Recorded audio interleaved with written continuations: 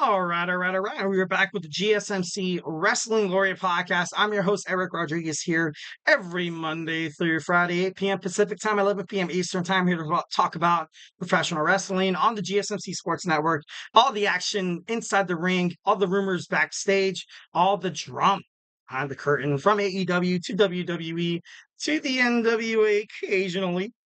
We talk about professional wrestling. Just going to reiterate. Just going to reiterate what we talked about right quick.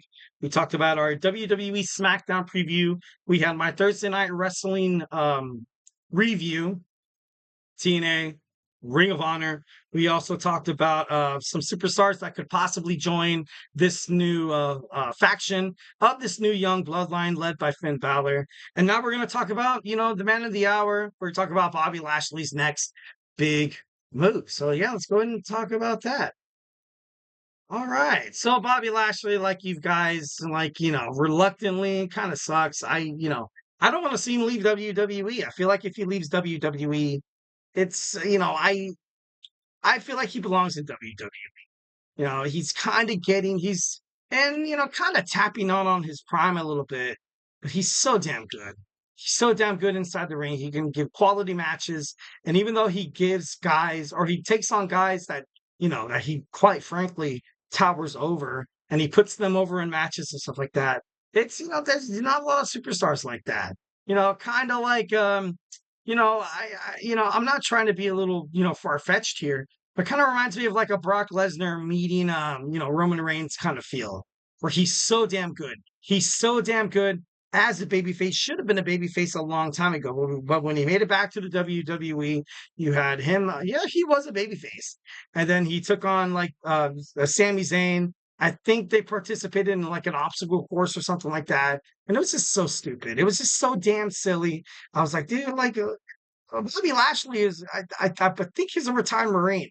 I think he was in the armed services and stuff like that. Like, you shouldn't have a guy like this stoop down to the level of facing Sami Zayn in a physical challenge like that. It's kind of ass there a little bit, but kind of crazy. But Bobby Lashley's WWE contract is fast approaching to its end. Back in July, Fightful Select reported that Bobby Lashley's WWE contract was expiring soon and that the star is not expected to return to television before becoming a free agent. Star hasn't been seen on TV since the SmackDown after WrestleMania, and he was reportedly removed from the company's internal roster.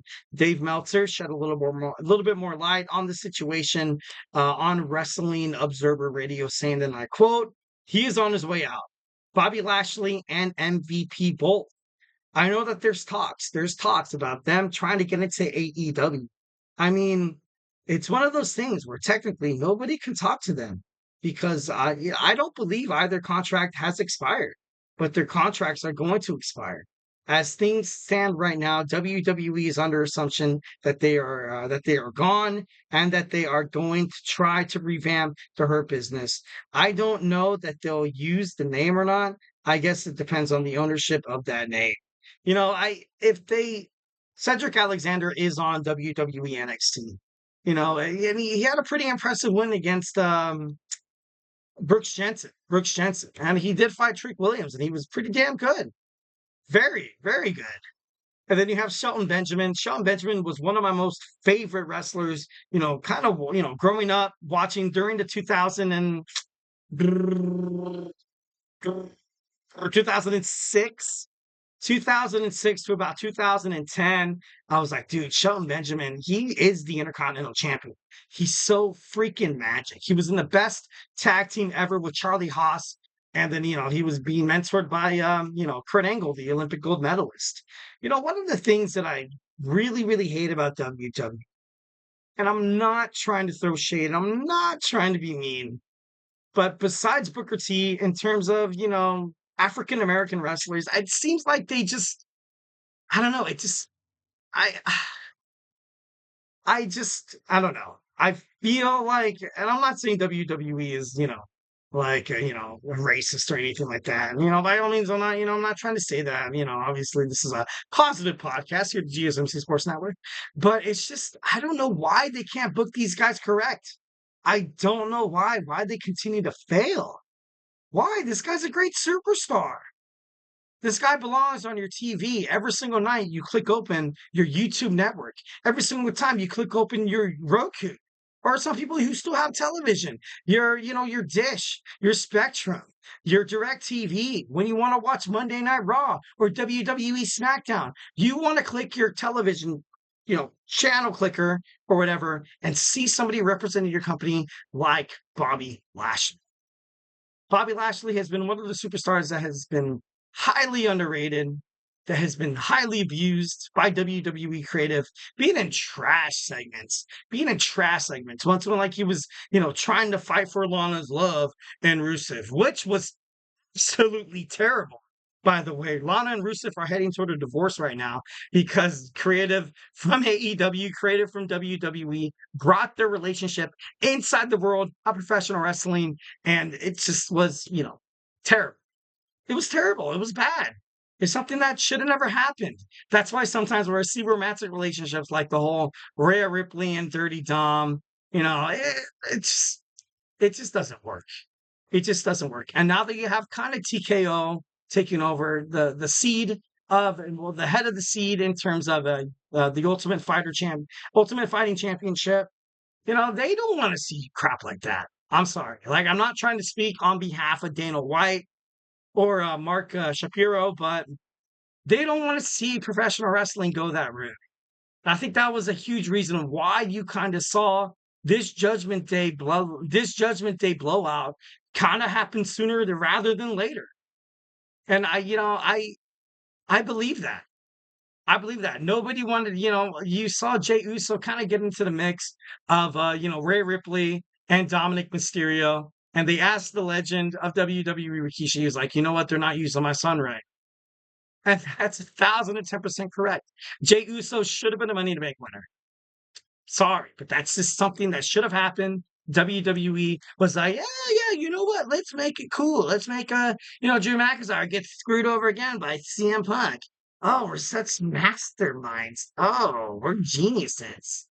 I love this new era that Triple H has kind of, ushered in.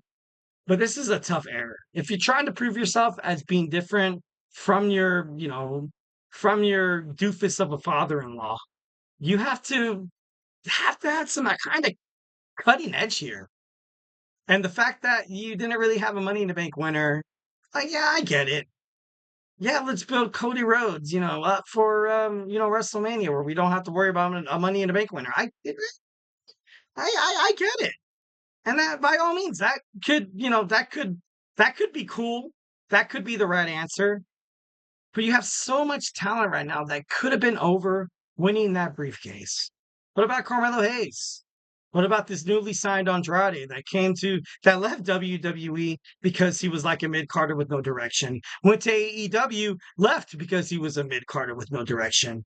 Now he's back in WWE in a mid-card situation with no kind of direction.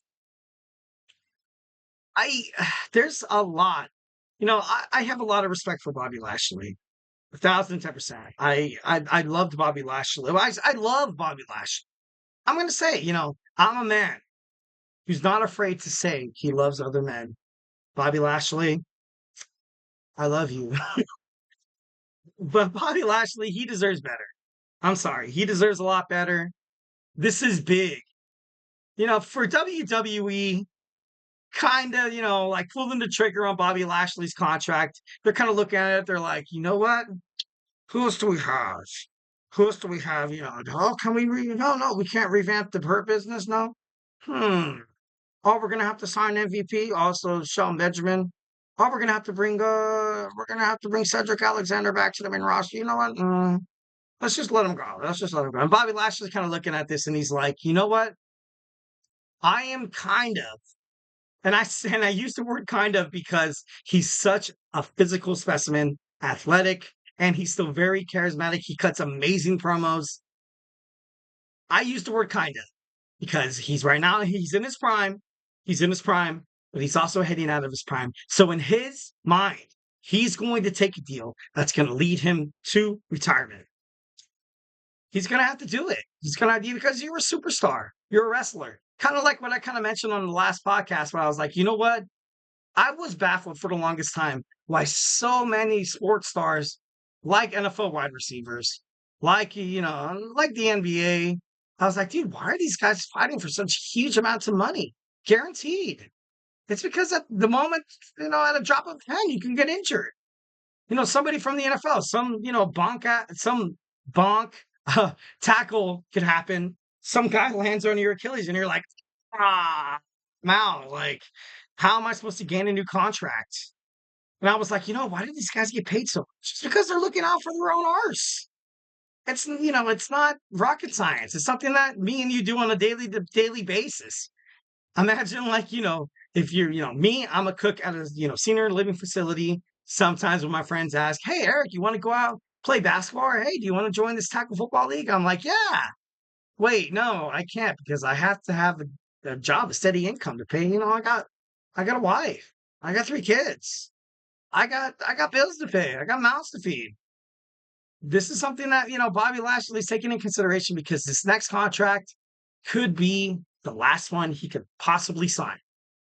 So obviously a lot of skepticism there. And by all means, it's the right way. It's the right way. This is how Bobby should be. Oh, kind of crazy. Fightful Select also reports that Lashley has no interest in fighting in the fighting world inside Japan. Sources close. The SAR expect him to become all elite. And, it's been indicated by Fightful that Lashley is ready to return to television. You know, um, I kind of mention this from time to time that nobody will ever, ever, ever, ever, ever measure up to the WWE standard because they've been around for decades. And compared to AEW, they've been around for 5 years. Signing somebody like Bobby Lashley is huge, absolutely huge. AEW World Heavyweight Swerve Strickland was the first ever African American wrestler to hold AEW World Heavyweight Championship. And I think about WWE. I'm like, when was the last time you saw a long reigning African American champion?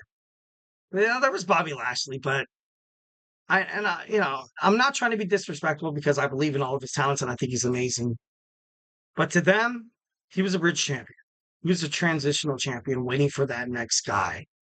And of course, you had Booker T. Booker T, in my opinion, is one of the best WCW wrestlers to make it big in WWE because he understood, he withheld, and he withstanded all that BS being put in bad promos where he was being beat up and by Stone Cold Steve Austin in the supermarket, being told by Triple H that, hey, honestly, we don't, take guys like you. What's your name again? Like, you know what I mean? Like all the WCW superstars that got accumulated by the WWE after the invasion of 2001, they were all burned to the ground. Sting saw that and he was like, no, thank you. Diamond Dallas Page at first was like, you know what? I'm not good. He was like, you know what? I still need to feed my family, so I'm going to take a wrestling gig. I'll try to WWE. Hey, yeah, thank you, Diamond Dallas Page. Thank you. We understand all of your success. We expect all your talents. Oh, you know what? Oh, I want to put you in Intercontinental Champion. Yeah, you are right there. But you know what? The first thing you're going to do is you're going to stalk The Undertaker's wife and have a feud with The Undertaker. Like, why? Fine. It's just, I don't know. Bobby Lashley deserves a lot more, and I don't want to see him fall into the same boat as, WWE talents that, he should be, he deserves more in wrestling. I'm sorry. And WWE, you should sign this man. You should sign this man, give him millions of dollars, give him give him the WWE championship, have him win the World Heavyweight Championship. Just he needs to be the face. All right, guys. Well, hey, do not go anywhere. We have Emran's Soccer Podcast coming rapidly in about 11 minutes. In about 11 minutes. Oh, my God. 10 minutes now. Damn, it just turned 9:20. So we're going to try to get this done. We're going in power mode. So, yeah, honestly, do not go anywhere.